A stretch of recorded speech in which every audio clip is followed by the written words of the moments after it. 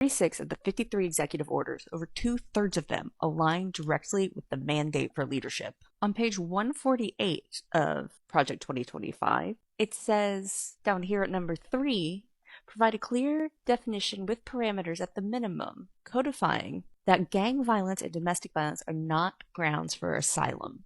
They want to take asylum away for everybody, but specifically domestic violence and gang violence are not grounds for asylum. And here's the executive order securing our borders. Now, it is very clever how they did this. This order doesn't use the word asylum.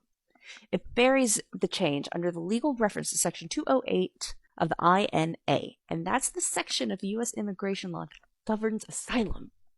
So by blocking it, the executive order effectively ends asylum claims without outright saying it. It's very sneaky.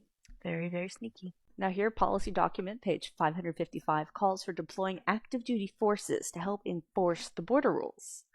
Well, our recent order sends troops, but adds a line in there about allowing them to provide logistical support to law enforcement. That wording matters because it creates a legal gray area for military involvement. They're like, well, no, we're not policing the civilians or anything. We are just providing logistical support. I think we'll see that one come up in the courts at some point. Now here, straddling pages 4 and 5 is where they talk about eliminating the DEI programs, but they get super specific. They say that we should delete terms.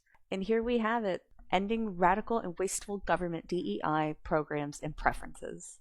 This is an order that is so broad that it's even removing historical programs like teaching about the Tuskegee Airmen. That was temporarily paused. It's been reinstated since. But this is an order that's going a lot further than most expected. They're blaming the plane crash on it, when in fact it was because they only had one person in the tower and he was controlling 2 systems that normally it takes 2 people to control. And they're blaming DEI. Firing federal workers that are Schedule F.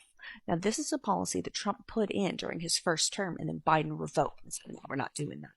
So what this does is it takes people that were in their roles for their career, not just the 4 years of the administration. It cuts that and turns them into Schedule Fs, which are just for their term, so that it removes job protections for thousands of career employees. And here we are. He's reinstating it from his first term. But he's renaming it. He's calling it something different to avoid any controversies with it. But thousands and thousands of jobs are now at risk. And this one we already know about. Page 191, it says that we should withdraw from the WHO. It says that the manifest failure and corruption of the World Health Organization during COVID-19 pandemic is an example of the dangers that international organizations pose to U.S. citizens and interest. Like they did anything wrong. And bingo bango, right from the jump, we're withdrawing from WHO.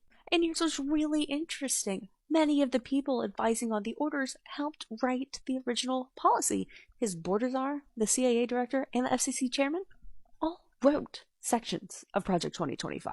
It doesn't matter whether this playbook was officially adopted or not. What matters is that it's happening anyway. 36 of the 53 executive orders match Project 2025, almost word for word.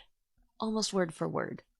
Save this video, share this video, stay informed. You have to be informed to make rational decisions. And let's keep that up. Be open-minded and learn.